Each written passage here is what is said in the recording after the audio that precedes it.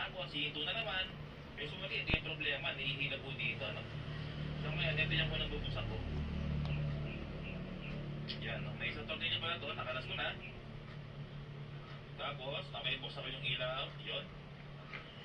Tapos, hilahin lang po ito, no? Para tumaas to. Ay, taas pala. Yan. Yan, malapit na. Buhol po yung wire.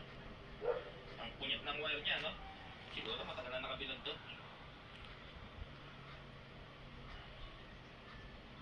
Yan, no? So, bali ka na, ay, may lock pala to, maka-repairman. Hindi ko napansin, no? Ito tornilyo pala to.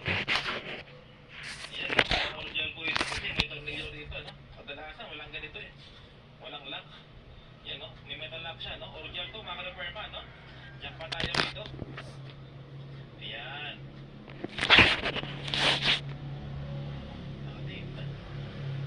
So yan, maka-repair pa. Ito, na-repair na to.